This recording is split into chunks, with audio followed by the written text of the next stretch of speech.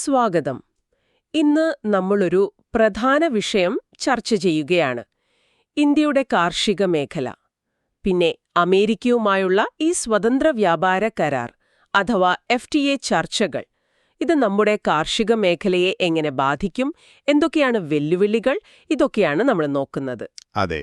നമ്മൾ ഇതിനായി ഉപയോഗിക്കുന്ന വിവരങ്ങൾ പ്രധാനമായും ദ ഹിന്ദു പത്രത്തിലെ റിപ്പോർട്ടുകളും പിന്നെ ലേണേഴ്സ് IAS സ്റ്റഡി നോട്ട്സുമാണ്.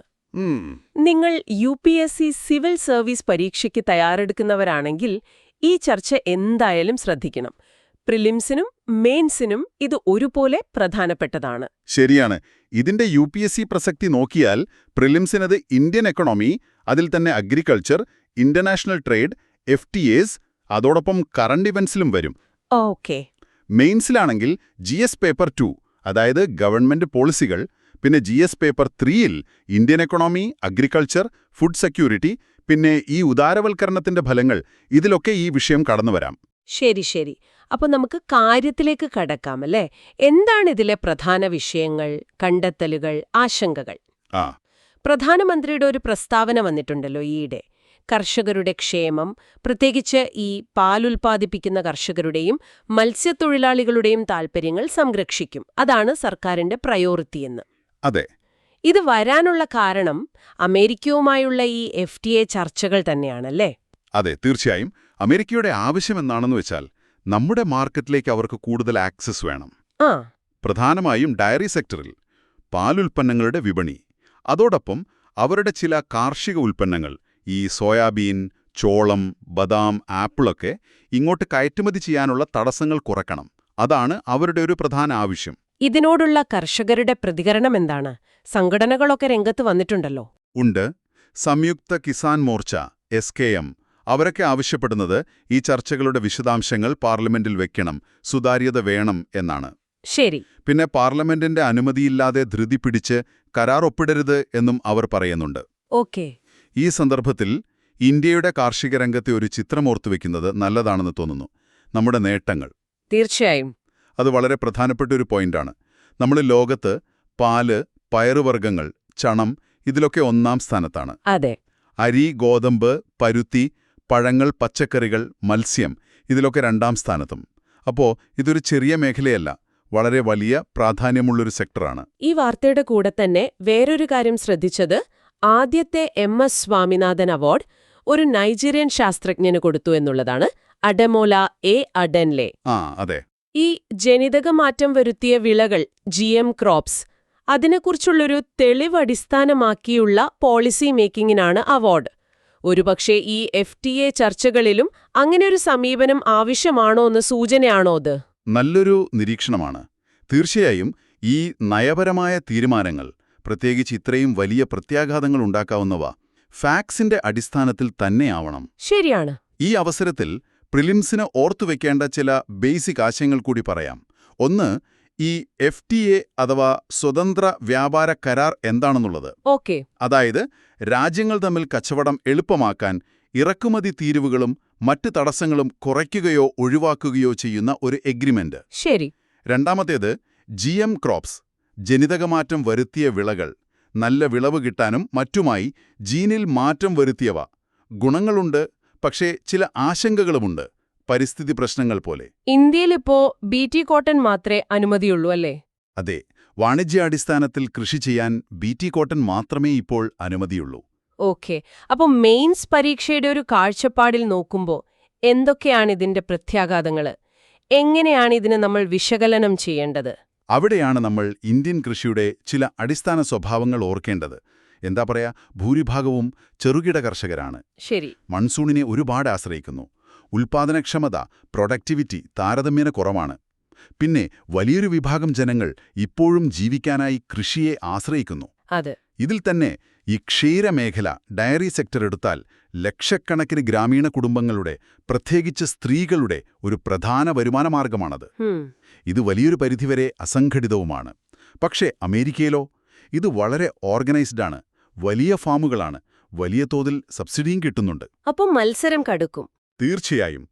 അങ്ങനെയുള്ളൊരു വൻകിട ഇൻഡസ്ട്രിയുമായിട്ട് നമ്മുടെ സാധാരണ കർഷകർക്ക് മത്സരിക്കാൻ ഭയങ്കര ബുദ്ധിമുട്ടായിരിക്കും. ഈ മേഖലയെ പൂർണ്ണമായി FTAയുടെ കീഴിൽ കൊണ്ടുവന്നാൽ അതിന്റെ സാമൂഹിക സാമ്പത്തിക പ്രത്യാഘാതങ്ങൾ വളരെ വലുതായിരിക്കും. ക്ഷീരമേഖലയുടെ കാര്യം നമ്മൾ പറഞ്ഞു. പൊതുവായിട്ട് ഈ FTA കൊണ്ട് ഇന്ത്യക്ക് എന്തെങ്കിലും ഗുണങ്ങൾ പ്രതീക്ഷിക്കാമോ? അതോ ദോഷങ്ങൾ മാത്രമാണോ? അല്ല, ഗുണങ്ങളും പറയാറുണ്ട്. ചില ഗുണങ്ങൾ എന്താന്ന് വെച്ചാൽ നമ്മുടെ ചില പ്രത്യേക ഉൽപ്പന്നങ്ങൾക്ക്, ചിലപ്പോൾ സുഗന്ധവ്യഞ്ജനങ്ങൾക്കോ മാമ്പഴത്തിനോ ഒക്കെ അമേരിക്കൻ മാർക്കറ്റിൽ കൂടുതൽ അവസരം കിട്ടിയേക്കാം. ഓക്കെ. പുതിയ ടെക്നോളജി വരാം, നമ്മുടെ ആഭ്യന്തര ഉൽപ്പാദകർക്ക് കുറച്ചുകൂടി കാര്യക്ഷമമാകാനുള്ളൊരു പ്രഷർ വരാം. അതൊക്കെ ഒരു പോസിറ്റീവ് സൈഡായി പറയാം. ശരി. എന്നാൽ ദോഷങ്ങളോ? ദോഷങ്ങളാണ് കൂടുതൽ ഗൗരവമായി കാണേണ്ടത്. ഒന്ന് നമ്മൾ പറഞ്ഞ ക്ഷീരമേഖലയിലെ തകർച്ചാ സാധ്യത. മറ്റൊന്ന് അമേരിക്കൻ മാർക്കറ്റിലെ സ്റ്റാൻഡേർഡ്സ്, അവരുടെ ഭക്ഷ്യസുരക്ഷാ നിയമങ്ങൾ, ഈ sanitary and phyto sanitary measures എന്നൊക്കെ പറയും, അതൊക്കെ ഭയങ്കര സ്ട്രിക്റ്റാണ്. അത് മീറ്റ് ചെയ്യാൻ നമ്മുടെ കർഷകർക്ക്, പ്രത്യേകിച്ച് ചെറുകിടക്കാർക്ക് ബുദ്ധിമുട്ടുണ്ടാകും. അപ്പോൾ കയറ്റുമതി സാധ്യതയെ അത് ബാധിക്കാം. ഫലത്തിൽ കർഷകരുടെ വരുമാനം കുറയാനും നമ്മുടെ ഭക്ഷ്യസുരക്ഷയെ തന്നെ ബാധിക്കാനും സാധ്യതയുണ്ട്. അപ്പോൾ എന്താണ് ഒരു ശരിയായ വഴി? ഈ കർഷകരുടെ താൽപ്പര്യങ്ങളും വ്യാപാര സാധ്യതകളും എങ്ങനെ ഒരുമിച്ച് കൊണ്ടുപോകാം? ഒരു ബാലൻസ്ഡ് അപ്രോച്ച് എന്തായിരിക്കണം? അതാണ് ഏറ്റവും പ്രധാനപ്പെട്ട ചോദ്യം. ഒരു സമതുലിതമായ സമീപനം വേണം. ഒന്നാമതായി, കൃഷി, ക്ഷീരോൽപാദനം പോലുള്ള സെൻസിറ്റീവായ, ദുർബലമായ മേഖലകളിൽ കൂടുതൽ ശ്രദ്ധയും സംരക്ഷണവും വേണം. എല്ലാത്തിനെയും ഒരുപോലെ കാണരുത്. അതെ, എല്ലാ ഉൽപ്പന്നങ്ങളെയും ഒരേപോലെ ഈ കരാറിൽ ഉൾപ്പെടുത്താതെ നമുക്ക് സംരക്ഷണം ആവശ്യമുള്ളവയുടെ ഒരു സെൻസിറ്റീവ് ലിസ്റ്റ് ഉണ്ടാക്കണം. അവയെ ഒരുപക്ഷേ ഒഴിവാക്കുകയോ അല്ലെങ്കിൽ ഉയർന്ന തീരുവ നിലനിർത്തുകയോ ചെയ്യാം. ശരി. പിന്നെ ഈ ചർച്ചകൾ സുതാര്യമായിരിക്കണം. കർഷക സംഘടനകളെയും മറ്റു ബന്ധപ്പെട്ടവരെയും വിശ്വാസത്തിലെടുക്കണം. അവരുടെ അഭിപ്രായങ്ങൾ കേൾക്കണം. അതുപോലെ നമ്മുടെ കർഷകരുടെ മത്സരക്ഷമത കൂട്ടാനും നടപടികൾ വേണ്ടേ? തീർച്ചയായും. അതാണ് മറ്റൊന്ന്. വെറുതെ സംരക്ഷണം കൊടുത്താൽ മാത്രം പോരാ. നമ്മുടെ ആഭ്യന്തര ഉൽപ്പാദകരുടെ കഴിവ് വർദ്ധിപ്പിക്കണം. അതിന് നല്ല അടിസ്ഥാന സൗകര്യങ്ങൾ വേണം. കോൾഡ് ചെയിൻ, സംഭരണം, പുതിയ കാർഷിക സാങ്കേതിക വിദ്യകൾ. FPOകൾ പോലുള്ളവ. അതെ, കർഷക ഉൽപ്പാദക സംഘടനകളെ, FPOsകളെ ശക്തിപ്പെടുത്തണം. അങ്ങനെ ഒരുപാട് കാര്യങ്ങൾ ചെയ്താൽ മാത്രമേ അവർക്ക് അന്താരാഷ്ട്ര തലത്തിൽ മത്സരിക്കാൻ പറ്റൂ. ചുരുക്കി പറഞ്ഞാൽ, അമേരിക്കയുമായുള്ള ഈ FTA ചർച്ചകൾ നമ്മുടെ കാർഷിക മേഖലയ്ക്ക്, പ്രത്യേകിച്ച് ലക്ഷക്കണക്കിന് സാധാരണ ക്ഷീരകർഷകർക്ക് വലിയ വെല്ലുവിളികൾ മുന്നോട്ട് വയ്ക്കുന്നുണ്ട്. ചില സാധ്യതകളുണ്ടെങ്കിലും നയപരമായ തീരുമാനങ്ങൾ എടുക്കുമ്പോൾ അതീവ ജാഗ്രതയും എല്ലാവരെയും ഉൾക്കൊള്ളുന്ന ഒരു സമീപനവും വേണം. അതെ, അത് വളരെ പ്രധാനമാണ്. നിങ്ങൾ ആലോചിക്കാനായി ഒരു ചോദ്യം കൂടി മുന്നോട്ട് വയ്ക്കാം. ഈ പറയുന്ന അന്താരാഷ്ട്ര വ്യാപാര കരാറുകൾ ഭാവിയിൽ ഇന്ത്യയുടെ സ്വന്തം കാർഷിക നയങ്ങളെ, അതായത് താങ്ങുവില, MSP, സബ്സിഡികൾ പോലുള്ള കാര്യങ്ങളെ എങ്ങനെയായിരിക്കും സ്വാധീനിക്കുക?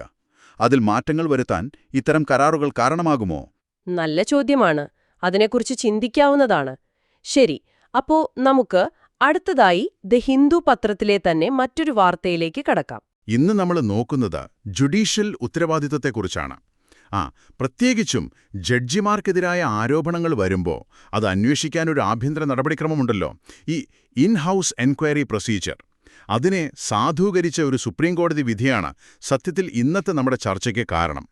നിങ്ങൾ UPSC പരീക്ഷയ്ക്ക് തയ്യാറെടുക്കുന്നുണ്ടെങ്കിൽ ഇതെന്തായാലും ശ്രദ്ധിക്കണം. പ്രിലിംസിലെ ഇന്ത്യൻ പോളിറ്റി, ഗവേണൻസ് ഭാഗത്തോ ഇന്ത്യൻ ജുഡീഷ്യറി, സുപ്രീംകോടതി, ഹൈക്കോടതി, ജഡ്ജിമാരുടെ നിയമനം, നീക്കം ചെയ്യൽ, ഈ ഭരണഘടനാ വ്യവസ്ഥകളൊക്കെ മനസ്സിലാക്കാൻ ഇത് തീർച്ചയായും ഉപകാരപ്പെടും. ശരി, അപ്പോൾ നമുക്ക് കാര്യത്തിലേക്ക് കടക്കാം. എന്താണ് ഈ ആഭ്യന്തര അന്വേഷണ നടപടിക്രമം? എന്തിനാണ് ഇതിന്റെ ഒരു നിയമസാധുതയെ കോടതിയിൽ ചോദ്യം ചെയ്തത്? ശരിയാണ്. അതായത് ജഡ്ജിമാർക്കെതിരെ എന്തെങ്കിലും ആരോപണം വന്നാൽ ഈ പാർലമെന്റ് വഴിയുള്ള ഇംപീച്ച്മെന്റ് പോലുള്ള വലിയ നടപടികളിലേക്ക് പോകുന്നതിന് മുൻപ് ആ ഒരു വിഷയം ജുഡീഷ്യറിക്കുള്ളിൽ തന്നെ ഒന്ന് പരിശോധിക്കാൻ അവരുണ്ടാക്കിയൊരു സംവിധാനമാണ്.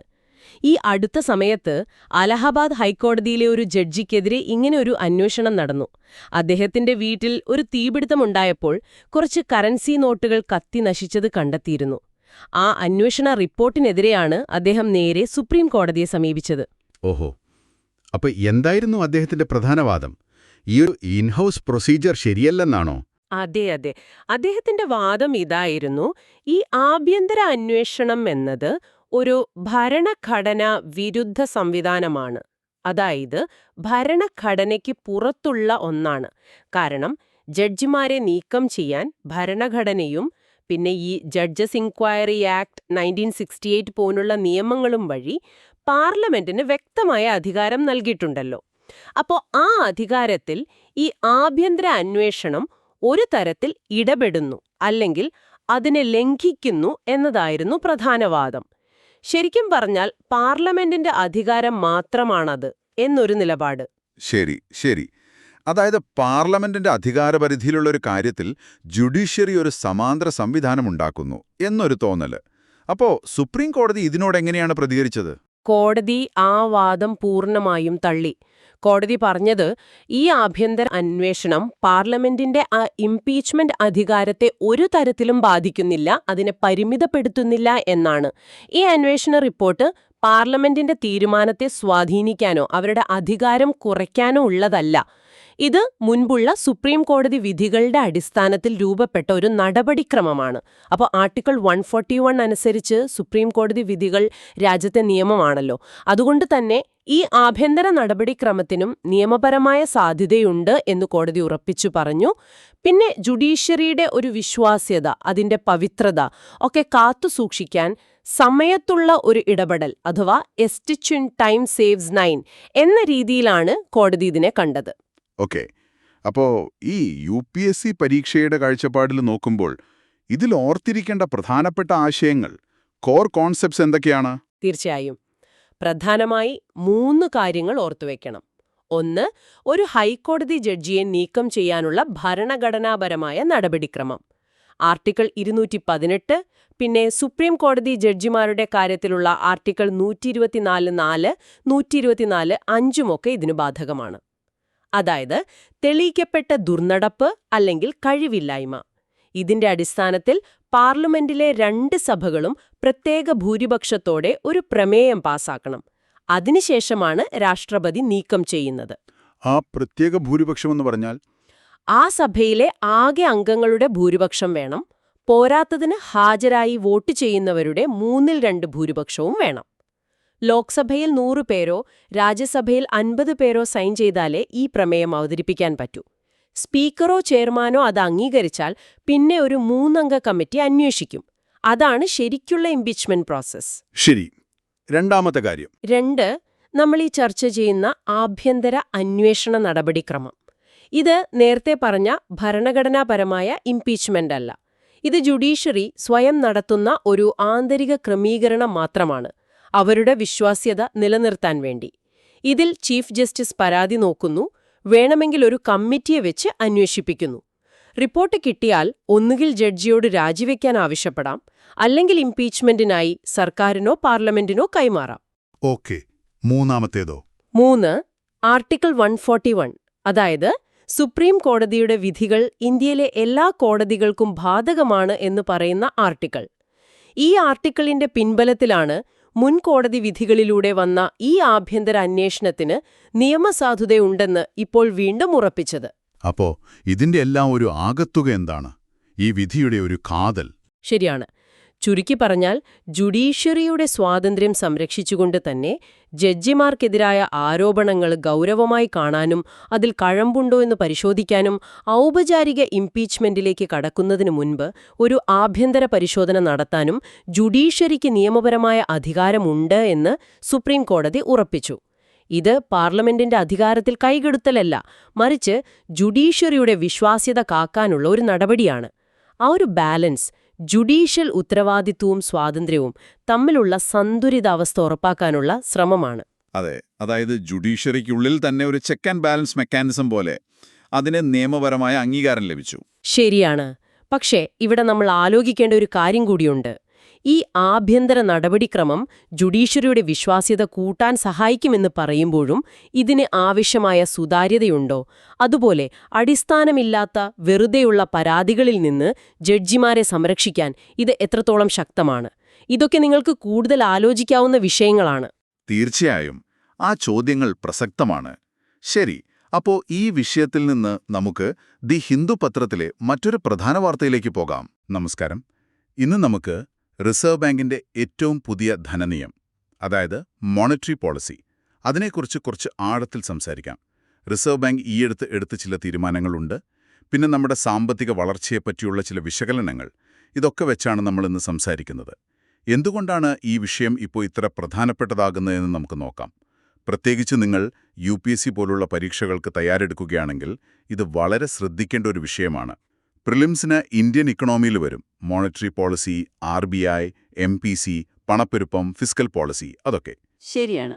പിന്നെ മെയിൻസിന് GS പേപ്പർ 3 ഉണ്ടല്ലോ, Indian economy, planning, growth, budgeting. അവിടെയും ഇത് വളരെ പ്രധാനപ്പെട്ടതാണ്. അതെ, തീർച്ചയായും. അപ്പോ കാര്യത്തിലേക്ക് വരാം. ഏറ്റവും പുതിയ വാർത്ത എന്താന്ന് വെച്ചാൽ RBIയുടെ മോണിറ്ററി പോളിസി കമ്മിറ്റി, അതായത് MPC, പലിശ നിരക്കുകൾ, റിപ്പോ റേറ്റൊക്കെ തൽക്കാലം കുറയ്ക്കേണ്ട എന്ന് തീരുമാനിച്ചു. ഒരു പോസ് എടുത്തിരിക്കുന്നു അല്ലേ? എന്തുകൊണ്ടാണ് പലിശ കുറയ്ക്കാതെ ഇങ്ങനൊരു തീരുമാനമെടുത്തത്? അതാണ് നമ്മൾ ആദ്യം നോക്കുന്നത്. വളരെ ശരിയാണ്. ഈ പോസ് അഥവാ പലിശ നിരക്ക് കുറയ്ക്കാതെ പിടിച്ചു നിൽക്കാനുള്ള തീരുമാനത്തിന് പിന്നിൽ പ്രധാനമായിട്ടും ഒരു 3 കാര്യങ്ങൾ ചൂണ്ടിക്കാണിക്കാം. ഓക്കെ. ഒന്ന്, ഈ ഗ്ലോബൽ തലത്തിൽ ഒരു അനിശ്ചിതത്വമുണ്ടല്ലോ. സാമ്പത്തികമായിട്ട് പ്രത്യേകിച്ച് അമേരിക്കയും മറ്റു രാജ്യങ്ങളും തമ്മിലുള്ള വ്യാപാര തർക്കങ്ങള്, ടാരിഫ് പ്രശ്നങ്ങള്, ഇതൊക്കെ എങ്ങോട്ട് പോകും എന്നൊരു ക്ലാരിറ്റി ഇല്ല. അതിപ്പോഴും നിലനിൽക്കുന്നുണ്ട്. അതെ.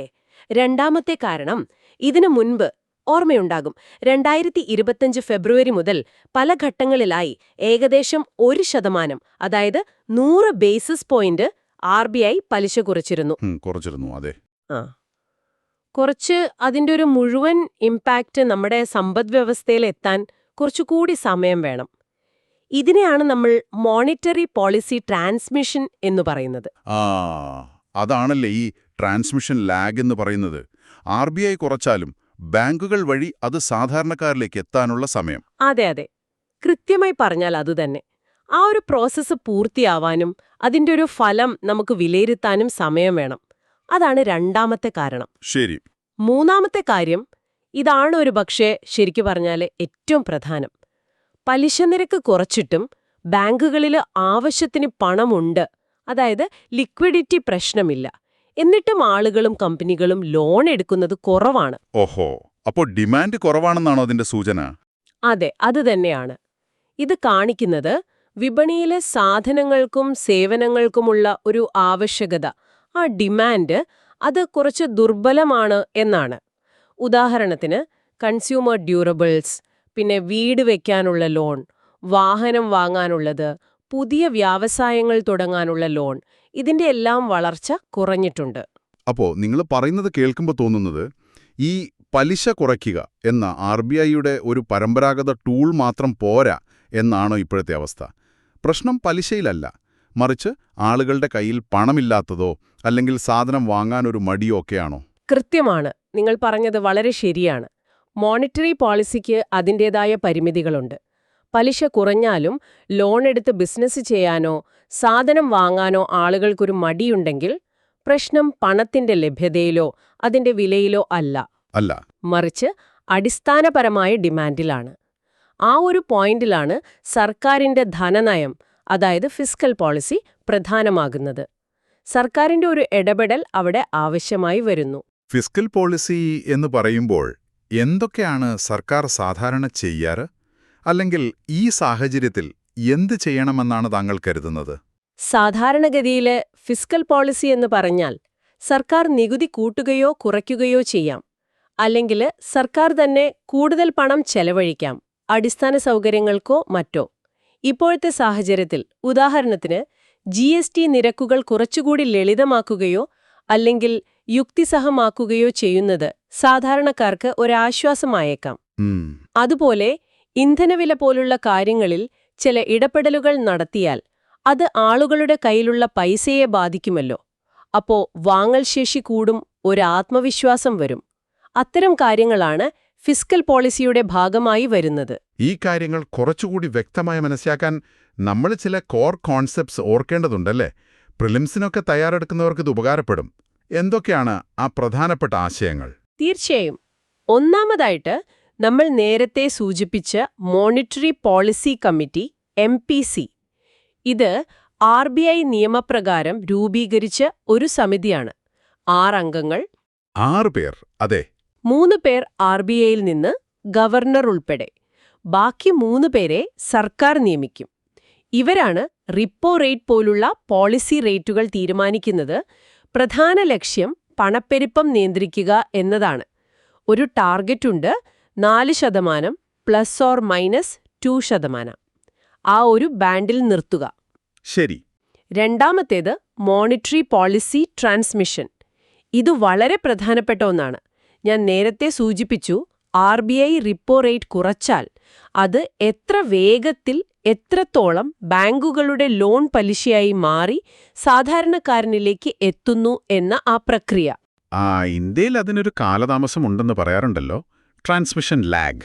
അതെ, പലപ്പോഴും കാര്യക്ഷമമല്ലാത്തൊരവസ്ഥയുണ്ട്. അതൊരു പ്രശ്നമാണ്. മൂന്നാമതായിട്ട് ഫിസ്ക്കൽ പോളിസി. ഇത് സർക്കാരിന്റെ നയമാണ്. ഓർക്കണം, മോണിറ്ററി പോളിസി RBIയുടേതും ഫിസ്ക്കൽ പോളിസി സർക്കാരിന്റേതുമാണ്. ഓക്കെ. നികുതി, ഗവൺമെന്റ് ചെലവുകൾ, കടമെടുക്കൽ ഇതൊക്കെ ഉപയോഗിച്ച് സമ്പദ്വ്യവസ്ഥയെ സ്വാധീനിക്കുന്ന രീതി. സാമ്പത്തിക മാന്ദ്യമുണ്ടാകുമ്പോൾ സർക്കാർ ചെലവുകൂട്ടി ഡിമാൻഡ് ഉണ്ടാക്കാൻ ശ്രമിക്കാം, അല്ലെങ്കിൽ നികുതി കുറച്ച് ജനങ്ങളുടെ കയ്യിൽ പണമെത്തിക്കാം. ഓക്കെ, ഇത് അടിസ്ഥാന കാര്യങ്ങൾ. ഇനിയിപ്പോ മെയിൻസ് പരീക്ഷയുടെ ഒരു കാഴ്ചപ്പാടിൽ നോക്കിയാലോ? കുറച്ചുകൂടി വിശകലനം ചെയ്താൽ എന്തൊക്കെ കാര്യങ്ങൾ ശ്രദ്ധിക്കണം? മെയിൻസിന് നോക്കുമ്പോൾ കുറച്ചുകൂടി വിശാലമായി കാണണം. ഒന്ന്, ഇന്ത്യ എപ്പോഴും നേരിടുന്ന ഒരു ചാലഞ്ചാണ് ഈ പണപ്പെരുപ്പവും വളർച്ചയും തമ്മിലുള്ള ഒരു ബാലൻസ് കണ്ടെത്തുക എന്നത്. ഇൻഫ്ലേഷൻ കുറയ്ക്കാൻ നോക്കിയാൽ ചിലപ്പോൾ വളർച്ച കുറയും, വളർച്ച കൂട്ടാൻ നോക്കിയാൽ ഇൻഫ്ലേഷൻ കൂടും. ഇതൊരു ഡൈലമയാണ്. ശരിയാണ്. 2, ഈ മോണിറ്ററി പോളിസി ട്രാൻസ്മിഷൻ കാര്യക്ഷമമല്ലാത്തത്. ഇതൊരു ഘടനാപരമായ പ്രശ്നമായിട്ട് തന്നെ പലപ്പോഴും ചർച്ച ചെയ്യാറുണ്ട്. എന്തുകൊണ്ട് RBI നയങ്ങൾ പൂർണ്ണമായി ഫലം കാണുന്നില്ല എന്ന ചോദ്യം വരും. 3, ഗ്ലോബൽ ഫാക്ടേഴ്സ്. ലോകത്തെന്ത് നടന്നാലും ഒരു വ്യാപാരയുദ്ധമോ എണ്ണവില കൂടുന്നതോ ഒക്കെ അത് ഇന്ത്യൻ ഇക്കോണമിയെ പെട്ടെന്ന് ബാധിക്കും. നമ്മുടെ പോളിസി തീരുമാനങ്ങളെ ഇത് സങ്കീർണമാക്കും. തീർച്ചയായും. 4, വളർച്ച കുറയുമ്പോൾ എപ്പോഴും വരുന്നൊരു ചർച്ചയാണ് ഏതാണ് കൂടുതൽ എഫക്റ്റീവ്, മോണിറ്ററി പോളിസിയാണോ അതോ ഫിസ്ക്കൽ പോളിസിയാണോ? RBI പലിശ കുറച്ചാൽ മതിയോ അതോ സർക്കാർ പണം ഇറക്കണോ? ഇപ്പോഴത്തെ ഈ RBIയുടെ പോസ് ഈ ചർച്ചയ്ക്ക് വീണ്ടും ശക്തി നൽകുന്നുണ്ട്. അതായത് RBI പറയുന്നു, ഞങ്ങളുടെ ഭാഗം ഞങ്ങൾ ചെയ്തു, ഇനി സർക്കാരിന്റെ റോളാണെന്ന് പരോക്ഷമായി പറയുന്ന പോലെയാണോ? ഒരു പരിധിവരെ അങ്ങനെ വ്യാഖ്യാനിക്കാം. പിന്നെ ഈ പോസ് എടുത്തതുകൊണ്ട് ചില ഗുണങ്ങളുണ്ട്. 1, പഴയ തീരുമാനങ്ങളുടെ ഫലം നോക്കാൻ സമയം കിട്ടി. 2, ഭാവിയിൽ ആവശ്യം വന്നാൽ വീണ്ടും റേറ്റ് കുറയ്ക്കാൻ ഒരു സ്പേസ് കിട്ടി, ഒരു പോളിസി ഹെഡ്റൂം. ശരി. 3, ഒരുപക്ഷേ സർക്കാരിന് ഫിസ്ക്കൽ നടപടികൾ എടുക്കാൻ ഇത് പ്രേരിപ്പിച്ചേക്കാം. പക്ഷേ ദോഷവുമുണ്ട്. നിക്ഷേപകർക്ക് ഒരു നെഗറ്റീവ് സിഗ്നൽ പോകുമോ? സർക്കാർ സമയത്തിന് ഇടപെട്ടില്ലെങ്കിൽ വളർച്ച ഇനിയും താഴോട്ടു പോവുമോ? ഇതൊക്കെയാണ് ആശങ്കകൾ. അപ്പോൾ ഇതെല്ലാം കൂട്ടി വായിക്കുമ്പോൾ നിലവിലെ സാഹചര്യത്തിൽ RBI എടുത്ത തീരുമാനം, ഈ പോസ്, അതിനെ എങ്ങനെയാണ് നമ്മൾ കാണേണ്ടത്? എന്താണൊരു ബാലൻസ്ഡ് വ്യൂ? മുന്നോട്ടുള്ള വഴി എന്തായിരിക്കും? എന്റെ അഭിപ്രായത്തിൽ നിലവിലെ സാഹചര്യത്തിൽ RBIയുടെ തീരുമാനം യുക്തിസഹമാണ് എന്ന് തന്നെ പറയാം. കാരണം അവർ തിരിച്ചറിയുന്നു, പ്രശ്നമിപ്പോൾ പലിശ നിരക്കിലല്ല, അത് ആവശ്യത്തിന് കുറച്ചിട്ടുണ്ട്. പ്രശ്നം അടിസ്ഥാനപരമായ ഡിമാൻഡിലാണ്. അതുകൊണ്ട് സാമ്പത്തിക ഉത്തേജനത്തിനുള്ള ഒരു ഉത്തരവാദിത്തം ഇപ്പോൾ കൂടുതലും സർക്കാരിലേക്ക് വരികയാണ്. സർക്കാരിലേക്ക് വരുന്നു. അതെ, പക്ഷെ സർക്കാർ വെറുതെ പണം ചെലവാക്കിയാൽ മാത്രം പോരാ. അത് ചിലപ്പോ ഇൻഫ്ലേഷൻ കൂട്ടുകയുള്ളൂ. പകരം ലക്ഷ്യം വെച്ചുള്ള ടാർഗറ്റഡ് നടപടികൾ വേണം.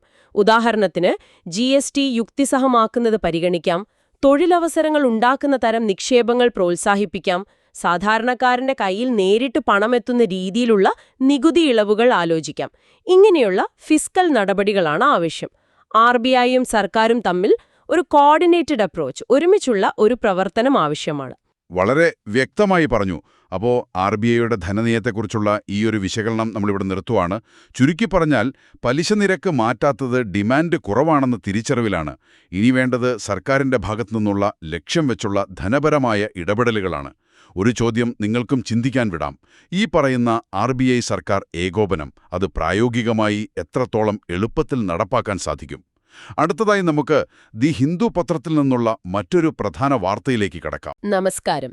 നമ്മൾ ഇന്ന് ഇന്ത്യ ഫിലിപ്പീൻസ് ബന്ധങ്ങളിലെ ചില പുതിയ കാര്യങ്ങളെപ്പറ്റിയാണ് സംസാരിക്കുന്നത്. ഇന്ത്യ ഫിലിപ്പീൻസ് തന്ത്രപരമായ പങ്കാളിത്തം, പുതിയ ചക്രവാളങ്ങൾ എന്നൊരു ലേഖനം വന്നിരുന്നു.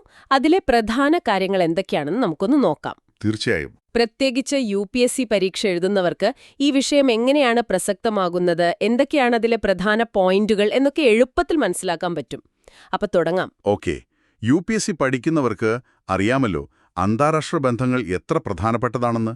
ഈ വിഷയം പ്രിലിംസിനും അതേപോലെ മെയിൻസിനും രണ്ടിനും ഒരുപോലെ സാധ്യതയുള്ള ഒന്നാണ്. പ്രിലിംസിൽ എങ്ങനെയൊക്കെ ചോദ്യം വരാം? പ്രിലിംസ് നോക്കുവാണെങ്കിൽ ഈ ഉഭയകക്ഷി ബന്ധങ്ങൾ, പിന്നെ ആസിയാൻ, ക്വാഡ് പോലെയുള്ള ഗ്രൂപ്പുകൾ, അതുകൂടാതെ ഡിഫൻസ് റിലേറ്റഡ് കാര്യങ്ങൾ.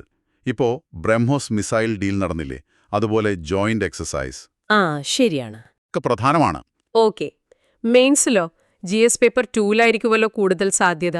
അതെ, GS പേപ്പർ 2 ഇന്ത്യയും അയൽ രാജ്യങ്ങളും, പിന്നെ മറ്റു ഗ്രൂപ്പുകൾ, ഇന്ത്യയുടെ താൽപ്പര്യങ്ങളെ ബാധിക്കുന്ന പോളിസികൾ, ഇതൊക്കെ പറയുമ്പോൾ ഈ ഫിലിപ്പീൻസുമായുള്ള ബന്ധം, പ്രത്യേകിച്ച് ആക്ട് ഈസ്റ്റ് പോളിസിയുടെ ഭാഗമായിട്ട് നമുക്ക് ഉറപ്പായും ഉപയോഗിക്കാൻ പറ്റുന്ന പോയിന്റുകളാണ്. ഈ ലേഖനത്തിൽ പറയുന്ന ഒരു പ്രധാന കാര്യം ഫിലിപ്പീൻസ് പ്രസിഡന്റിന്റെ സന്ദർശനവും അപ്പോ ഒപ്പുവെച്ച ആ തന്ത്രപരമായ പങ്കാളിത്ത കരാറുമാണല്ലോ. എന്തുകൊണ്ടാണ് അത് അത്ര വലിയൊരു കാര്യമാകുന്നത്? അതെ, അതൊരു നാഴികക്കല്ല് തന്നെയാണ്. കാരണം സാധാരണ ഡിപ്ലോമാറ്റിക് ബന്ധത്തിനപ്പുറം പോയിട്ട് ഡിഫൻസ്, സെക്യൂരിറ്റി, എക്കോണമിക്സ് ഇങ്ങനെ തന്ത്രപ്രധാനമായ വിഷയങ്ങളിൽ കുറച്ചുകൂടി ആഴത്തിലുള്ള ഒരു സഹകരണമാണ് ഈ സ്ട്രാറ്റജിക് പാർട്ട്ണർഷിപ്പ് ഉറപ്പാക്കുന്നത്. ഓഹോ. പിന്നെ ശ്രദ്ധിക്കേണ്ട കാര്യം, ഫിലിപ്പീൻസിന്റെ 5ാമത്തെ സ്ട്രാറ്റജിക് പാർട്ട്ണർ മാത്രമാണ് ഇന്ത്യ. അപ്പോൾ അവർ ഈ ബന്ധത്തിന് കൊടുക്കുന്നൊരു പ്രാധാന്യം അതിൽ കാണാം. പ്രതിരോധ രംഗത്ത് ഈ ബ്രഹ്മോസ് മിസൈൽ കരാർ വലിയ വാർത്തയായിരുന്നല്ലോ. ഇന്ത്യയുടെ മിസൈൽ വാങ്ങുന്ന ആദ്യത്തെ വിദേശ രാജ്യം എന്നതിൽ കവിഞ്ഞ് അതിനെന്തെങ്കിലും പ്രാധാന്യമുണ്ടോ? ഓ, തീർച്ചയായും. ഇത് വെറുമൊരു ഡിഫൻസ് സെയിലല്ല, അതൊരു ജിയോ പൊളിറ്റിക്കൽ സിഗ്നൽ കൂടിയാണ്. അതായത് മേഖലയിലെ ചില ശക്തികളെ ഒന്ന് ബാലൻസ് ചെയ്യാനുള്ളൊരു കോമൺ താൽപ്പര്യം രണ്ട് രാജ്യങ്ങൾക്കും ഉണ്ടെന്നതിന്റെ സൂചനയാണത്. ശരിയാണ്. പിന്നെ ഇന്ത്യയുടെ ആക്ട് ഈസ്റ്റ് പോളിസിക്ക് ഇത് വലിയൊരു ബൂസ്റ്റാണ്. അതുപോലെ മേക്ക് ഇൻ ഇന്ത്യക്കും ഡിഫൻസ് എക്സ്പോർട്ട് കൂട്ടാനുള്ള ശ്രമങ്ങൾക്കും ഇത് നല്ലതാണ്. ഈ ദക്ഷിണ ചൈന കടലിൽ നടന്ന നേവി എക്സസൈസും ഇതിന്റെ ഭാഗമാണ്. ദക്ഷിണ ചൈന കടലിന്റെ കാര്യം പറഞ്ഞപ്പോഴാണ് ഇന്ത്യയുടെ നിലപാടിനെ ഫിലിപ്പീൻ സ്വാഗതം ചെയ്തു എന്ന് കണ്ടു. അതെന്താണ് സംഭവം? അതെ, 2016 ഒരു UN ക്ലോസ് ട്രൈബ്യൂണൽ വിധിയുണ്ട്. ദക്ഷിണ ചൈന കടലിൽ ചൈനയുടെ ചില അവകാശവാദങ്ങൾ തള്ളിക്കളഞ്ഞ ഒന്നാണത്. ഓക്കെ. അപ്പോ ആ അന്താരാഷ്ട്ര നിയമത്തിന്റെ അടിസ്ഥാനത്തിലുള്ള വിധിയെ ഇന്ത്യ പിന്തുണയ്ക്കുന്നുണ്ട്.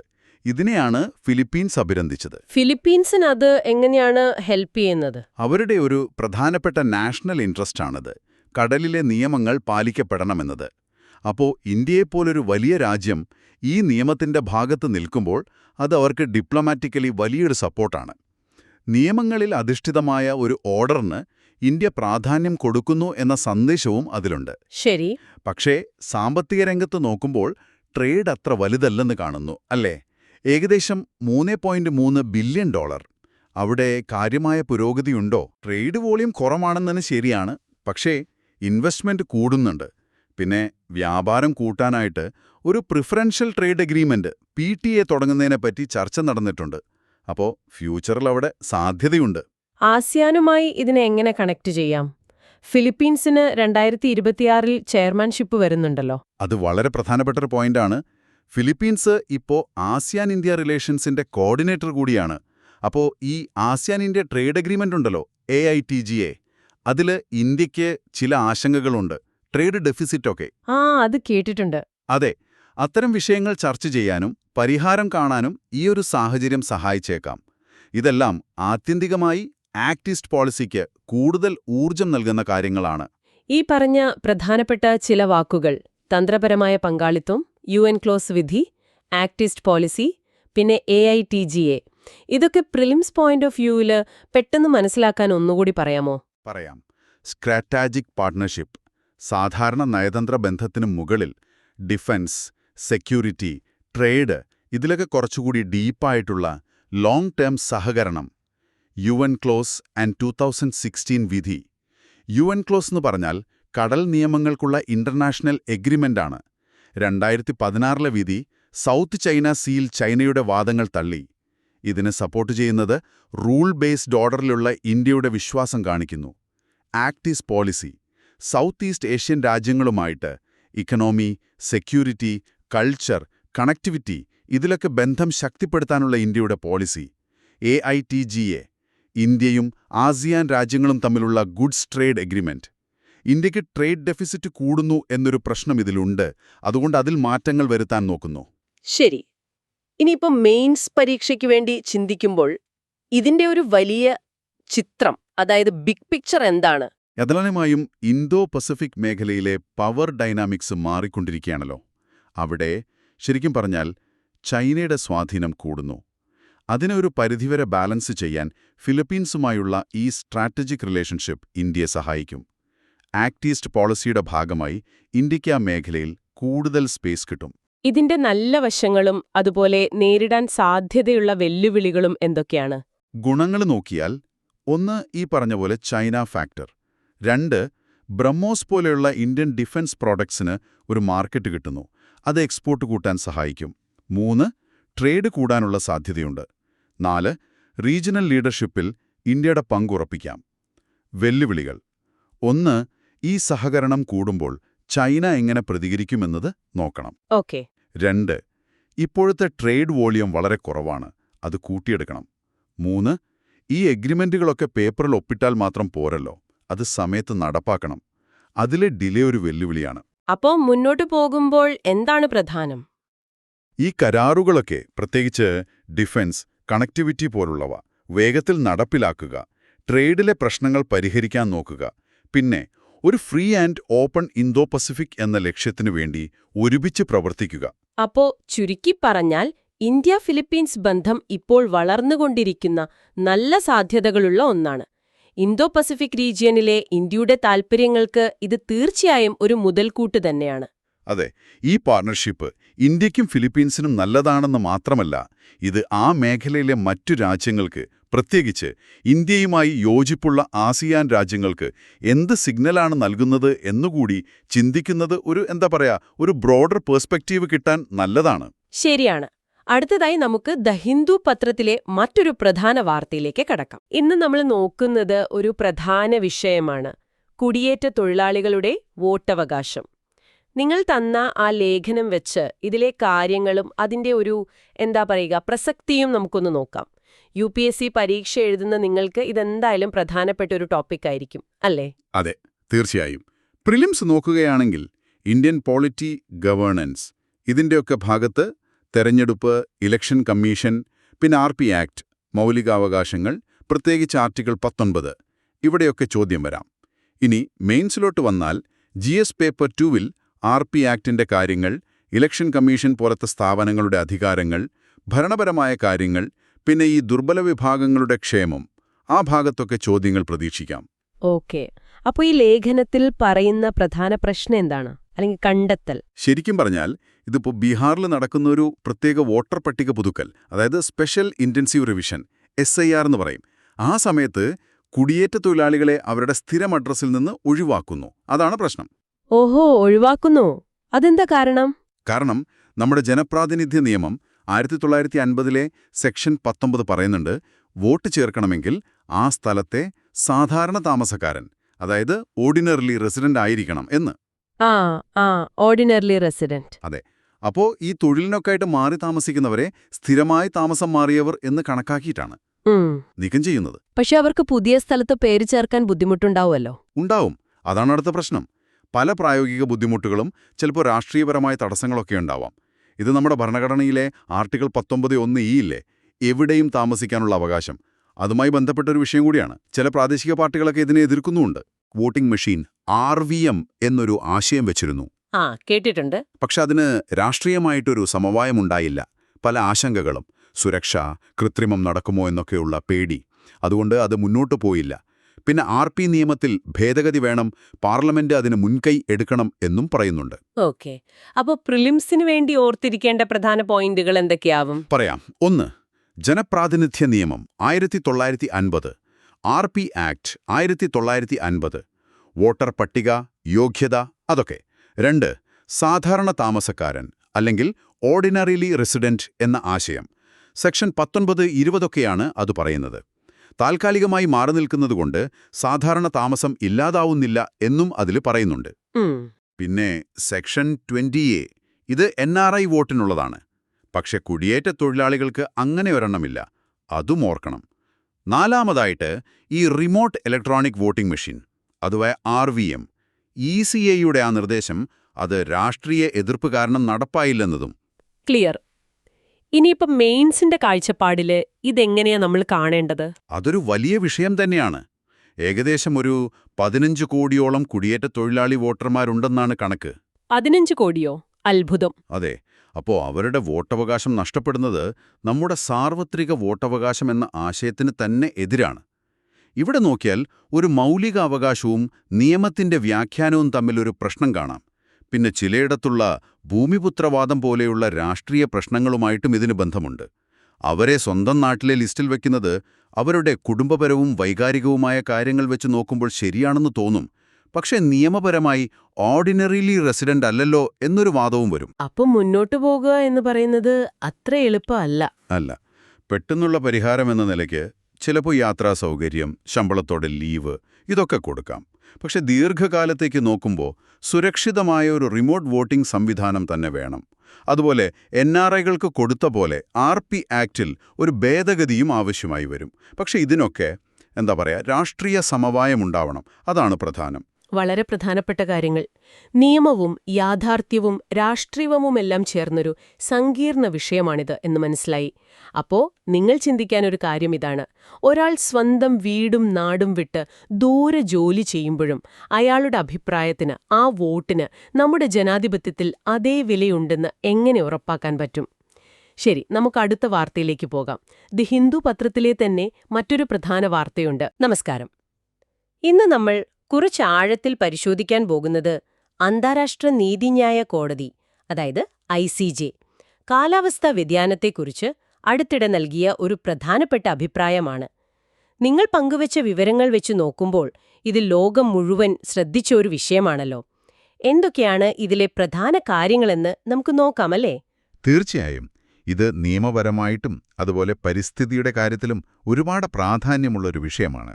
പിന്നെ അന്താരാഷ്ട്ര ബന്ധങ്ങൾ, കാലാവസ്ഥാ നീതി ഇതിലൊക്കെ താൽപ്പര്യമുള്ള നിങ്ങൾക്ക്, പ്രത്യേകിച്ച് UPSC പരീക്ഷയ്ക്ക് തയ്യാറെടുക്കുന്നവർക്ക് ഇത് വളരെ പ്രധാനപ്പെട്ടൊരു അപ്ഡേറ്റാണ്. ശരി. അപ്പോ ഈ പരീക്ഷയുടെ ഒരു കാഴ്ചപ്പാടിൽ നോക്കുമ്പോൾ ഇതിന്റെ പ്രാധാന്യം എവിടെയൊക്കെയാണ് വരുന്നത്? പ്രിലിംസിനും മെയിൻസിനും ഇതൊരുപോലെ നോക്കേണ്ടതുണ്ടോ? ഉണ്ട്. രണ്ടിലും കണക്ട് ചെയ്യാൻ പറ്റുന്ന പോയിന്റ്സ് ഇതിലുണ്ട്.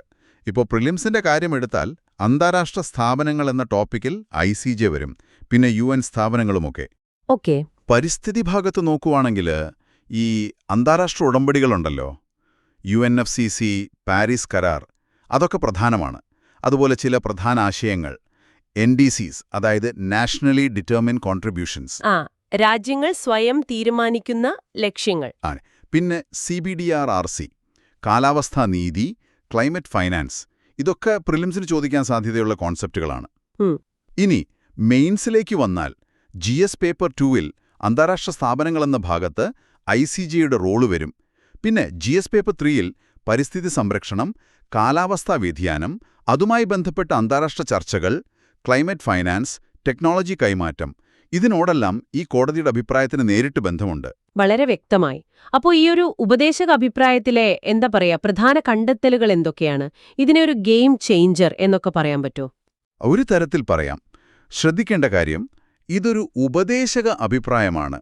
എന്നുവെച്ചാൽ നിയമപരമായി രാജ്യങ്ങൾക്ക് ഇതനുസരിക്കാൻ നേരിട്ട് ഒരു ബാധ്യതയില്ല. പക്ഷേ ഇത് അന്താരാഷ്ട്ര നിയമത്തിന്റെ ഏറ്റവും ആധികാരികമായ ഒരു വ്യാഖ്യാനമായിട്ടാണ് കണക്കാക്കുന്നത്. അതിലേറ്റവും പ്രധാനപ്പെട്ടൊരു കാര്യം ആഗോളതാപനം 1.5 ഡിഗ്രി സെൽഷ്യസിൽ പിടിച്ചു നിർത്തുക എന്നത് രാജ്യങ്ങളുടെ ഒരു നിയമപരമായ ലക്ഷ്യം തന്നെയാണെന്ന് കോടതി പറഞ്ഞു എന്നതാണ്. ഓഹോ, പാരീസ് കരാറിൽ പറയുന്ന 2 ഡിഗ്രിക്ക് താഴെ എന്നതിനേക്കാൾ ഇത് കുറച്ചുകൂടി ശക്തമായ നിലപാടാണല്ലോ. അതെ. 1.5 ഡിഗ്രി എന്നത് വെറുമൊരു ആഗ്രഹം മാത്രമല്ല, ഒരു നിയമപരമായ ലക്ഷ്യം തന്നെയാണെന്ന് കോടതി വ്യക്തമാക്കുന്നു. ഇത് രാജ്യങ്ങളുടെ കാലാവസ്ഥാ പദ്ധതികളെ, ഈ NDCs എന്ന് പറഞ്ഞല്ലോ, അതിനെ എങ്ങനെയാണ് ബാധിക്കുക? അതാണ് അടുത്ത പ്രധാന പോയിന്റ്. ഈ NDCs തയ്യാറാക്കുന്നതിൽ രാജ്യങ്ങൾക്ക് തോന്നിയതുപോലെ ചെയ്യാനുള്ള സ്വാതന്ത്ര്യമില്ല. ഹയസ്റ്റ് പോസിബിൾ ആംബിഷൻ, അതായത് അവർക്ക് സാധ്യമായതിൽ വെച്ച് ഏറ്റവും ഉയർന്ന ലക്ഷ്യം ഉറപ്പാക്കണം എന്നാണ് കോടതിയുടെ നിരീക്ഷണം. ശരി. അപ്പോ കുറച്ചുകൂടി ഉത്തരവാദിത്വം വരുന്നു. തീർച്ചയായും. അതോടൊപ്പം തന്നെ ഈ കാലാവസ്ഥാ നീതി, ക്ലൈമറ്റ് ജസ്റ്റിസ്, CBDRC തത്വം എന്നിവയ്ക്ക് കോടതി വലിയ പ്രാധാന്യം നൽകി. CBDRC എന്ന് പറഞ്ഞാൽ പൊതുവായതും എന്നാൽ വ്യത്യസ്തമായ ഉത്തരവാദിത്തങ്ങൾ, വികസിത രാജ്യങ്ങൾക്ക് കൂടുതൽ പങ്ക്. അതെ, ചരിത്രപരമായ ഉത്തരവാദിത്വവും അവരുടെ കഴിവുമനുസരിച്ച് ഉത്തരവാദിത്തത്തിൽ വ്യത്യാസമുണ്ട്. വികസിത രാജ്യങ്ങൾക്ക് കൂടുതൽ ഭാരം വരും. ഇതിനൊക്കെ കോടതിയുടെ പിന്തുണ കിട്ടി. അപ്പോൾ ഈ വികസിത രാജ്യങ്ങൾ സാമ്പത്തിക സഹായം നൽകണമെന്നതിനും നിയമപരമായൊരു അടിസ്ഥാനം വന്നു. വികസ്വര രാജ്യങ്ങൾക്ക് ക്ലൈമറ്റ് ഫിനാൻസ്, ടെക്നോളജി ട്രാൻസ്ഫർ ഇതൊക്കെ നൽകാൻ വികസിത രാജ്യങ്ങൾക്ക് നിയമപരമായ ബാധ്യതയുണ്ടെന്ന് കോടതി വ്യക്തമായിട്ട് തന്നെ പറഞ്ഞു. ഇത് വളരെ പ്രധാനപ്പെട്ട കാര്യമാണല്ലോ. അതെ. പിന്നെ മറ്റൊരു കാര്യം, ഈ കാലാവസ്ഥാ ഉടമ്പടികൾ ഒരു സെൽഫ് കണ്ടെയ്ൻഡ് റെജീമാണ്. അതായത് അതിന് മറ്റ് അന്താരാഷ്ട്ര നിയമങ്ങളൊന്നും ബാധകമല്ല എന്നൊരു വാദമുണ്ടായിരുന്നു. ഇന്ത്യയും ആ വാദം ഉന്നയിച്ചതാണ്. അത് കോടതി തള്ളി. ഓക്കെ, അപ്പോ കാലാവസ്ഥാ നിയമങ്ങൾ ഒറ്റപ്പെട്ടതല്ല, മനുഷ്യാവകാശം പോലുള്ള മറ്റ് നിയമങ്ങളുമായി ബന്ധമുണ്ട്. അതെ, ഇത് ചെറിയ ദ്വീപ് രാജ്യങ്ങൾക്കും ഗ്ലോബൽ സൗത്തിലെ രാജ്യങ്ങൾക്കും ഒരു വലിയ നിയമപരമായ വിജയമായി കണക്കാക്കാം. കൊള്ളാം. ഇനി നമുക്ക് ഇന്ത്യയുടെ കാര്യത്തിലേക്ക് വരാം. മെയിൻസ് പരീക്ഷയുടെ ഒരു ആംഗിളിൽ നോക്കുമ്പോൾ ഈ വിധി ഇന്ത്യയെ എങ്ങനെയായിരിക്കും ബാധിക്കുക? ഗുണവും ദോഷവും ഉണ്ടാകുമോ? ഉറപ്പായും. ഇന്ത്യക്കിത് ഗുണകരമായ വശങ്ങളുണ്ട്, അതേസമയം ചില വെല്ലുവിളികളും മുന്നോട്ട് വയ്ക്കുന്നുണ്ട്. ഗുണമെന്താണെന്ന് വച്ചാൽ, നമ്മൾ ഇത്രയും കാലം പറഞ്ഞുകൊണ്ടിരുന്ന CBDRC, climate finance, technology transfer, ഈ നിലപാടുകൾക്കൊക്കെ ഒരു നിയമപരമായ അംഗീകാരം കിട്ടുന്നു. അന്താരാഷ്ട്ര ചർച്ചകളിൽ, കോപ്പ് മീറ്റിംഗുകളിലൊക്കെ ഇന്ത്യക്കിത് ശക്തിയായി ഉന്നയിക്കാം. ശരി. വെല്ലുവിളികൾ എന്തൊക്കെയായിരിക്കും? ഈ ഹയസ്റ്റ് പോസിബിൾ ആംബിഷൻ എന്നൊക്കെ പറയുന്നത് ഇന്ത്യക്ക് ഒരു സമ്മർദ്ദമായി മാറുമോ? സാധ്യതയുണ്ട്. സെൽഫ് കണ്ടെയ്ൻഡ് റെജീം വാദം തള്ളിയത് ഒരു വെല്ലുവിളിയാണ്. പിന്നെ NDCsൽ ഹയസ്റ്റ് പോസിബിൾ ആംബിഷൻ വേണമെന്ന നിരീക്ഷണം. ഇത് രണ്ടും കാരണം ഇന്ത്യയുടെ കാലാവസ്ഥാ പ്രവർത്തനങ്ങൾ ഒരുപക്ഷെ കൂടുതൽ സൂക്ഷ്മമായി നിരീക്ഷിക്കപ്പെട്ടേക്കാം. കൂടുതൽ ലക്ഷ്യങ്ങൾ വയ്ക്കാനും അത് നടപ്പാക്കാനും ഒരു സമ്മർദ്ദം വരാം. പിന്നെ ഇന്ത്യ ഇപ്പോഴും കൽക്കരി പോലുള്ള ഫോസിൽ ഇന്ധനങ്ങളെ ആശ്രയിക്കുന്നുണ്ടല്ലോ. അപ്പോൾ ഒരു ജസ്റ്റ് ട്രാൻസിഷൻ, അതായത് നീതിയുക്തമായ ഒരു ഊർജ്ജമാറ്റം ഉറപ്പാക്കുക എന്നത് കുറച്ചുകൂടി സങ്കീർണമായേക്കാം. അപ്പോൾ ഇന്ത്യ ഇനി എന്ത് സമീപനമാണ് സ്വീകരിക്കേണ്ടത്? മുന്നോട്ടുള്ള വഴി എന്താണ്? ഇന്ത്യക്ക് ഈ വിധിയെ അന്താരാഷ്ട്ര തലത്തിൽ ഒരു തന്ത്രമായി ഉപയോഗിക്കാം. വികസിത രാജ്യങ്ങളെ അവരുടെ ഉത്തരവാദിത്തം ഓർമ്മിപ്പിക്കാനും കൂടുതൽ ഫൈനാൻസും ടെക്നോളജിയും ആവശ്യപ്പെടാനും ഇതൊരു ടൂളാണ്.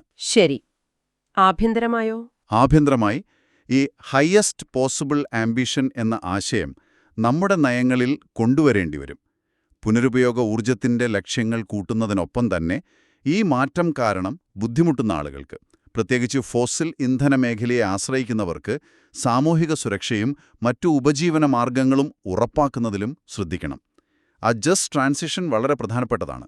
വളരെ നന്നായി കാര്യങ്ങൾ വിശദീകരിച്ചു. നിയമപരമായി നേരിട്ട് ബാധ്യതയില്ലെങ്കിൽ പോലും അന്താരാഷ്ട്ര തലത്തിൽ കാലാവസ്ഥാ നയങ്ങൾക്കും ഒരുപക്ഷേ ഭാവിയിലെ നിയമപോരാട്ടങ്ങൾക്കും ഒരു പുതിയ ഊർജം നൽകാൻ ഈ ICJ അഭിപ്രായത്തിന് സാധിക്കും എന്ന് തോന്നുന്നു. തീർച്ചയായും ഇതിന്റെ പ്രതിഫലനങ്ങൾ വരും വർഷങ്ങളിൽ നമുക്ക് കാണാൻ സാധിക്കും. എന്നാൽ ഒരു ചിന്ത ബാക്കിയുണ്ട്. ഈ ഉയർന്ന തത്വങ്ങളും നിയമപരമായ കടമകളുമൊക്കെ ലോകരാജ്യങ്ങൾ, പ്രത്യേകിച്ച് വലിയ സാമ്പത്തിക ശക്തികൾ എത്രത്തോളം ഗൗരവത്തോടെ എടുക്കും? അത് കണ്ടറിയണം. ശരിയാണ്, അതൊരു വലിയ ചോദ്യം തന്നെയാണ്. എന്തായാലും ഈ വിഷയം നമ്മൾ ഇന്ന് വിശദമായി ചർച്ച ചെയ്തു. അടുത്തതായി നമുക്ക് ദി ഹിന്ദു പത്രത്തിലെ മറ്റൊരു പ്രധാന വാർത്തയിലേക്ക് കടക്കാം. നമസ്കാരം. ഗോൾഡിലോക്സ് എക്കോണമി എന്നൊരു പേര് ഒരുപക്ഷെ നിങ്ങൾ കേട്ടിട്ടുണ്ടാവും. ഇന്ത്യൻ സമ്പദ്വ്യവസ്ഥ ഇപ്പോൾ ആ ഒരു സ്റ്റേജിലാണെന്നാണ് ഗവൺമെന്റ് പറയുന്നത്. അതെ, അങ്ങനൊരു വാദമുണ്ട്. എന്നാൽ നമ്മുടെ കയ്യിലുള്ള ഈ ലേഖനം പറയുന്നത് ആ ഒരു ചിത്രത്തിന് പിന്നിൽ വേറെ ചില കാര്യങ്ങൾ കൂടിയുണ്ട് എന്നാണ്. അപ്പോൾ എന്താണ് ഈ ഗോൾഡിലോക്സ്? പിന്നെ ഈ കണക്കുകൾക്കപ്പുറം ലേഖനം എന്താണ് പറയാൻ ശ്രമിക്കുന്നത്? നമുക്കൊന്ന് നോക്കാം. പ്രത്യേകിച്ച് UPSC പരീക്ഷയ്ക്ക് തയ്യാറെടുക്കുന്നവർക്ക് ഇതെങ്ങനെ ഉപയോഗിക്കാം എന്നും നമുക്ക് ചർച്ച ചെയ്യാം. തീർച്ചയായും. UPSC പഠനത്തിൽ ഇത് വളരെ പ്രധാനപ്പെട്ടൊരു ഏരിയയാണ്. പ്രിലിംസ് നോക്കുകയാണെങ്കിൽ ഇന്ത്യൻ ഇക്കോണമിയുടെ വളർച്ച, പിന്നെ പണപ്പെരുപ്പം, അതിൽ തന്നെ CPI, കോർ ഇൻഫ്ലേഷൻ, ഭക്ഷ്യവില സൂചിക ഇതൊക്കെ വരും. അതുപോലെ ധനകമ്മി, FRBM ആക്ട്, പിന്നെ ഈ സാമ്പത്തിക അസമത്വം, K-ഷേപ്ഡ് റിക്കവറി പോലുള്ള കാര്യങ്ങൾ. അതൊക്കെ ശ്രദ്ധിക്കണം. ഓക്കെ. മെയിൻസിലാണെങ്കിൽ GS paper 3. അതിൽ ഇന്ത്യൻ സമ്പദ്വ്യവസ്ഥ, വളർച്ച, വികസനം, പിന്നെ എല്ലാവരെയും ഉൾക്കൊള്ളുന്ന വളർച്ച അഥവാ ഇൻക്ലൂസീവ് ഗ്രോത്ത്, ഗവൺമെന്റ് ബഡ്ജറ്റിംഗ്, ഈ വിഷയങ്ങളിലൊക്കെ ഈ ലേഖനത്തിലെ പോയിന്റ്സ് ഒരു ക്രിട്ടിക്കൽ അനാലിസിസിന് ഉപയോഗിക്കാം. ശരി. അപ്പോ ആദ്യം തന്നെ ഈ ഗോൾഡിലോക്സ് എക്കണോമി എന്താണെന്ന് ഒന്ന് ലളിതമായിട്ട് പറയാമോ? പറയാം. ഗോൾഡിലോക്സ് കഥ ഓർമ്മയില്ലേ? ആ പെൺകുട്ടിക്ക് സൂപ്പ് അധികം ചൂടും വേണ്ട തണുപ്പും വേണ്ട, പാകത്തിന് മതി. അതുപോലെ ഒരു ഇക്കോണമി, അതായത് ഓവറായിട്ട് ചൂട് പിടിക്കാതെ ഭയങ്കര പണപ്പെരുപ്പമില്ലാതെ, എന്നാൽ തീരെ തണുത്തുപോകാതെ, അതായത് സാമ്പത്തിക മാന്ദ്യം വരാതെ ഒരു ബാലൻസ്ഡ് അവസ്ഥ. നല്ല വളർച്ചയും ഉണ്ടാകും, എന്നാൽ പണപ്പെരുപ്പം കുറവുമായിരിക്കും. അതാണ് ഗോൾഡിലോക്സ്. ഓക്കെ, മനസ്സിലായി. അപ്പോൾ 7.6% GDP ഗ്രോത്ത് ഒക്കെ കാണിച്ചിട്ട് ഇന്ത്യ ഇപ്പോൾ ഈ ഒരു അടിപൊളി അവസ്ഥയിലാണെന്ന് ഗവൺമെന്റ് പറയുന്നു. പക്ഷേ ലേഖനം അതിൽ ചില പ്രശ്നങ്ങൾ കാണുന്നുണ്ട് അല്ലേ? എന്തൊക്കെയാണ് ആ വെല്ലുവിളികൾ? അതെ, ലേഖനം ചില പ്രധാനപ്പെട്ട കാര്യങ്ങൾ എടുത്തു പറയുന്നുണ്ട്. ഒന്നാമത്തേത് പണപ്പെരുപ്പം തന്നെ, ഹെഡ്ലൈൻ ഇൻഫ്ലേഷൻ. അതായത് മൊത്തത്തിലുള്ള പണപ്പെരുപ്പം അത് കുറഞ്ഞിട്ടുണ്ട് എന്ന് പറയുമ്പോഴും സാധാരണക്കാരെ നേരിട്ട് ബാധിക്കുന്ന ഭക്ഷ്യവസ്തുക്കളുടെ വില CFPI അത് കുറേ നാളായിട്ട് കൂടുതലാണ്, സ്റ്റേബിളുമല്ല. ഓഹോ. അപ്പോ ഈ സ്ഥിരതയില്ലാത്ത ഫുഡ്, ഫ്യൂവൽ ഇതൊക്കെ ഒഴിവാക്കിയുള്ള കോർ ഇൻഫ്ലേഷൻ കുറഞ്ഞാലും നിങ്ങളുടെ വീടുകളിലെ ചിലവ് കൂടുതലാണ് എന്നൊരവസ്ഥ. അപ്പൊ ഈ കോർ ഇൻഫ്ലേഷൻ കുറഞ്ഞിട്ടും ഫുഡ് പ്രൈസ് മാത്രം എന്താ പിടിച്ചു നിർത്താൻ പറ്റാത്തത്? അതോടൊപ്പം ഈ വരുമാനത്തിന്റെ കാര്യത്തിലും ഇതുപോലൊരു പ്രശ്നം പറയുന്നുണ്ടല്ലോ ലേഖനത്തില്. ഫുഡ് പ്രൈസിന്റെ കാര്യത്തില് ചില ഘടനാപരമായ പ്രശ്നങ്ങളുണ്ട്, അതാണൊരു കാരണം. ഇനി വരുമാനത്തിന്റെ കാര്യം നോക്കിയാൽ അവിടെയുമുണ്ടൊരു ട്വിസ്റ്റ്. തൊഴിലാളികളുടെ ശമ്പളം, അതായത് നോമിനൽ വേജ്, അത് കൂടിയിട്ടുണ്ട്. പേപ്പറിൽ കാണാൻ നല്ല കണക്കാണ്. ശരി. പക്ഷേ ആ കിട്ടുന്ന ശമ്പളത്തിൽ നിന്ന് ഈ വിലക്കയറ്റം, ഇൻഫ്ലേഷൻ റേറ്റ്, അത് കുറച്ചു കഴിഞ്ഞാൽ കയ്യിൽ കിട്ടുന്ന യഥാർത്ഥ വർധനവ്, അതായത് റിയൽ വേജ് ഗ്രോത്ത്, അത് വളരെ കുറവാണ്. അപ്പോ ശരിക്കും പറഞ്ഞാൽ വാങ്ങൽ ശേഷി കാര്യമായിട്ട് കൂടുന്നില്ല എന്ന് സാരം അല്ലേ? അതെ, അത് തന്നെ. ഇത് അസമത്വവുമായി ബന്ധപ്പെട്ടിരിക്കുന്നു എന്ന് പറയാം. ലേഖനത്തിൽ ഈ കേസ് ഷേപ്ഡ് റിക്കവറിയെക്കുറിച്ച് പറയുന്നില്ലേ? കൃത്യം, അതാണ് അടുത്ത പോയിന്റ്.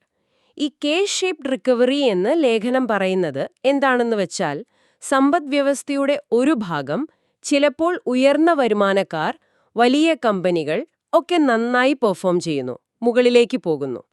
പക്ഷേ അതേസമയം വേറൊരു ഭാഗം, സാധാരണക്കാർ, ചെറുകിട ബിസിനസ്സുകളൊക്കെ താഴേക്കോ അല്ലെങ്കിൽ സ്റ്റാഗ്നന്റ് ആയോ നിൽക്കുന്നു. അപ്പോൾ ഒരു കെ പോലെ ഒന്ന് മുകളിലേക്ക് ഒന്ന് താഴേക്ക്. അതെ, ഇത് രാജ്യത്തെ സാമ്പത്തിക അന്തരം കൂട്ടുകയാണ് ചെയ്യുന്നത്.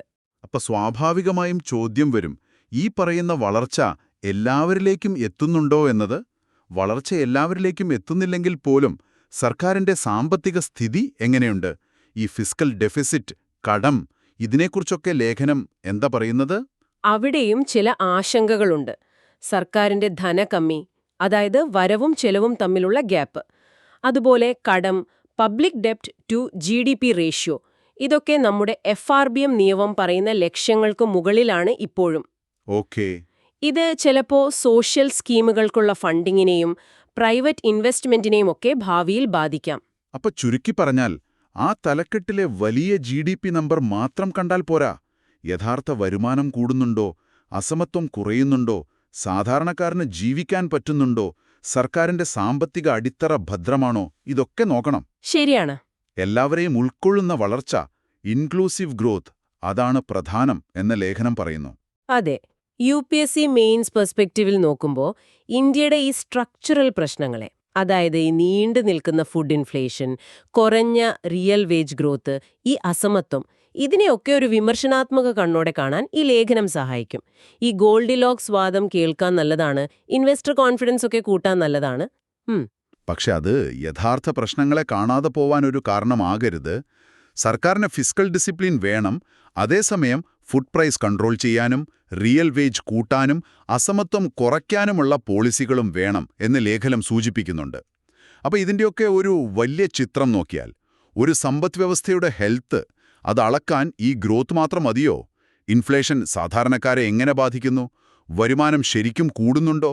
ഈ വളർച്ചയുടെ ഗുണം എല്ലാവർക്കും കിട്ടുന്നുണ്ടോ? ഇങ്ങനെയുള്ള ചോദ്യങ്ങൾ കൂടി ഒരുപക്ഷെ നിങ്ങൾ ചോദിക്കേണ്ടി വരും. അടുത്ത തവണ സാമ്പത്തിക വാർത്തകൾ കാണുമ്പോൾ ഈയൊരു കാഴ്ചപ്പാടിൽ കൂടി അതിനെ ഒന്ന് സമീപിക്കാൻ ശ്രമിക്കുന്നത് നല്ലതായിരിക്കും. വളരെ നല്ലൊരു പോയിന്റാണ്. ഈ വിഷയത്തെക്കുറിച്ചുള്ള നമ്മുടെ ഈയൊരു വിശകലനം ഇവിടെ നിർത്താം. അടുത്തതായി നമുക്ക് ദി ഹിന്ദു പത്രത്തിലെ മറ്റൊരു വാർത്തയിലേക്ക് കടക്കാം. നമസ്കാരം. ഇന്ന് നമ്മൾ ദ ഹിന്ദു പത്രത്തിൽ വന്ന ഒരു പ്രധാന വാർത്തയാണ് ചർച്ച ചെയ്യുന്നത്. ഇന്ത്യയിലെ ഭൂഗർഭജല മലിനീകരണം. നിങ്ങൾ UPSC പരീക്ഷയ്ക്ക് തയ്യാറെടുക്കുന്നുണ്ടെങ്കിൽ ഇത് വളരെ പ്രധാനപ്പെട്ട ഒരു ടോപ്പിക്കാണ് അല്ലേ? തീർച്ചയായും. UPSC പ്രിലിംസിനും മെയിൻസിനും ഒരുപോലെ പ്രസക്തമാണിത്. പ്രിലിംസിൽ നോക്കുകയാണെങ്കിൽ പരിസ്ഥിതി, ഭൂമിശാസ്ത്രം, സയൻസ് ആൻഡ് ടെക്നോളജിയൊക്കെ വരും. മെയിൻസിലാണെങ്കിൽ GS പേപ്പർ 1 ഭൂമിശാസ്ത്രം, GS പേപ്പർ 2 സർക്കാർ നയങ്ങൾ, ആരോഗ്യം, പിന്നെ GS പേപ്പർ 3 പരിസ്ഥിതി സംരക്ഷണം, മലിനീകരണം, ദുരന്ത നിവാരണം. ഇതിലൊക്കെ കണക്ട് ചെയ്യാവുന്ന വിഷയമാണ്. ഓക്കെ, അപ്പോൾ നമുക്ക് കാര്യത്തിലേക്ക് കടക്കാം. എന്താണ് ഈ വാർത്തയിലെ പ്രധാന കണ്ടെത്തലുകൾ? നമ്മുടെ ഭൂഗർഭജലം അത്രയ്ക്ക് മോശം അവസ്ഥയിലാണോ? അവസ്ഥ കുറച്ച് ശ്രദ്ധിക്കേണ്ടതാണ്. കാരണം ഇന്ത്യയിലെ ഗ്രാമീണ മേഖലയിലെ കുടിവെള്ളമില്ലേ, അതിന്റെ ഏകദേശം 85% നമ്മൾ എടുക്കുന്നത് ഭൂഗർഭജലത്തിൽ നിന്നാണ്. 85%? അതെ. അതുപോലെ കൃഷിക്ക് വേണ്ട വെള്ളത്തിന്റെ 65%വും ഇതുതന്നെയാണ് ആശ്രയം. പക്ഷെ പ്രശ്നം എന്താന്ന് വെച്ചാൽ ഈ ശുദ്ധജല സ്രോതസ് ഇന്ന് വ്യാപകമായി മലിനീകരിക്കപ്പെട്ടിരിക്കുന്നു.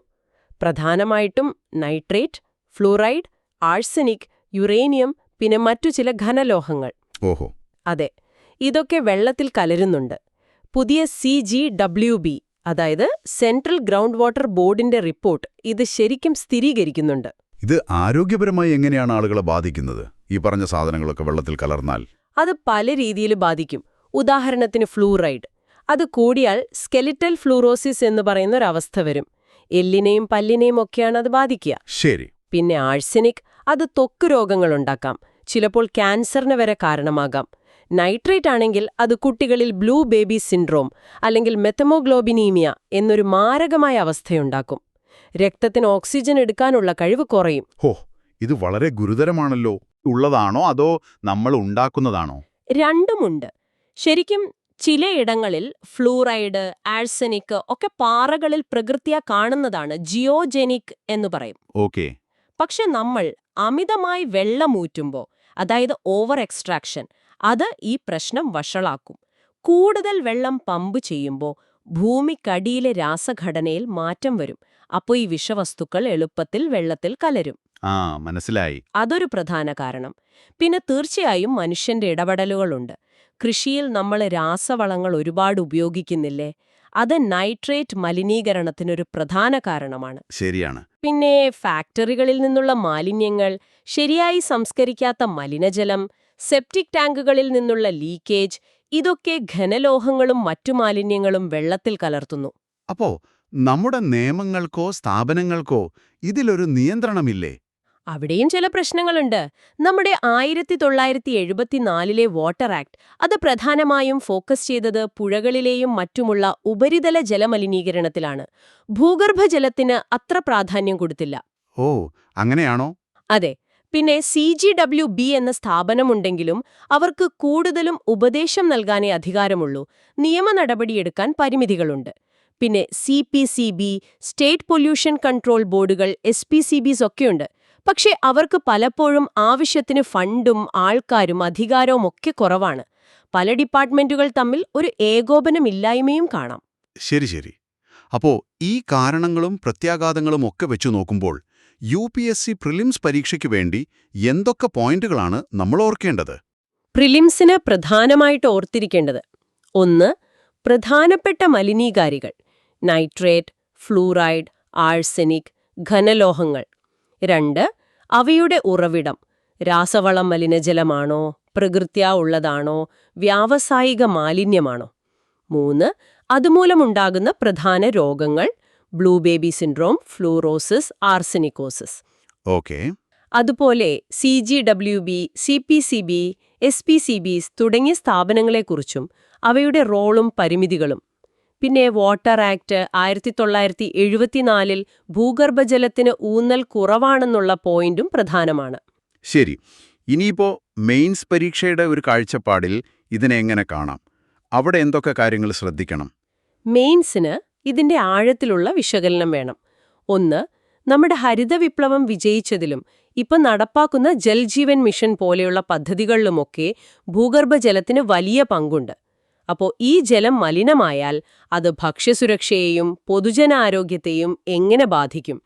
രാജ്യത്തിന്റെ സാമ്പത്തിക ഭാവിയെ എങ്ങനെ ബാധിക്കും? ഇതൊക്കെ ആലോചിക്കണം.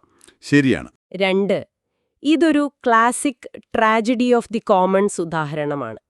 അതായത് ഒരു പൊതുവിഭവം, ഇവിടെ ഭൂഗർഭജലം, ആർക്കും നിയന്ത്രണമില്ലാതെ അമിതമായി ഉപയോഗിക്കുമ്പോൾ അത് നശിച്ചു പോകുന്ന അവസ്ഥ. അതിന്റെ ദോഷഫലം എല്ലാവരും അനുഭവിക്കേണ്ടി വരും. ആ താരതമ്യം വളരെ ശരിയാണ്. അപ്പോ ഇതിനുള്ള പരിഹാരങ്ങൾ എന്തൊക്കെയാണ്? എങ്ങനെ മുന്നോട്ട് പോകാം? പരിഹാരം പല തലങ്ങളിൽ വേണം. ഒന്ന്, നിയമം ശക്തിപ്പെടുത്തണം. വാട്ടർ ആക്ട് ഭേദഗതി ചെയ്ത് ഭൂഗർഭജല സംരക്ഷണത്തിന് വ്യക്തമായ നിർദ്ദേശങ്ങൾ കൊണ്ടുവരണം. CGWB പോലെയുള്ള സ്ഥാപനങ്ങൾക്ക് കൂടുതൽ അധികാരം നൽകണം. പിന്നെ വിവിധ സർക്കാർ ഏജൻസികൾ, അതായത് കൃഷി, വ്യവസായം, ജലവിഭവം, ആരോഗ്യം ഒക്കെ ഒരുമിച്ച് പ്രവർത്തിക്കണം. ഒരു ഏകോപനം വേണം. സാങ്കേതിക വിദ്യ ഉപയോഗിക്കാം. റിയൽ ടൈം മോണിറ്ററിംഗ് സിസ്റ്റങ്ങൾ വെച്ച് വെള്ളത്തിന്റെ ക്വാളിറ്റി എപ്പോഴും നിരീക്ഷിക്കാം. അതുപോലെ വെള്ളത്തിന്റെ ഉപയോഗം കുറയ്ക്കണം.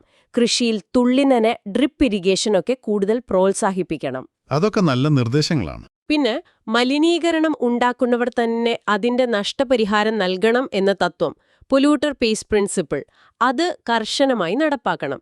ഏറ്റവും പ്രധാനമായിട്ട് ജനങ്ങളുടെ പങ്കാളിത്തം ഉറപ്പാക്കണം. പാനി സമിതികൾ പോലെ പ്രാദേശിക തലത്തിലുള്ള കൂട്ടായ്മകൾക്ക് ജലസംരക്ഷണത്തിൽ വലിയ പങ്കുവഹിക്കാൻ കഴിയും. വളരെ വിശദമായി തന്നെ കാര്യങ്ങൾ പറഞ്ഞു. ഇന്നത്തെ ഈ ചർച്ച നിങ്ങൾക്കെല്ലാവർക്കും പ്രയോജനപ്പെട്ടുവെന്ന് കരുതുന്നു. ഈ ഭൂഗർഭജല മലിനീകരണവുമായി ബന്ധപ്പെട്ട പ്രധാന ആശയങ്ങൾ ഓർമ്മയിൽ നിൽക്കാൻ ഇന്ന് തന്നെ ഒന്നുകൂടി നോക്കുന്നത് നന്നായിരിക്കും. അതെ, നാളെ നമുക്ക് പുതിയ വിഷയങ്ങളുമായി വീണ്ടും കാണാം. എല്ലാവർക്കും നല്ല ആശംസകൾ.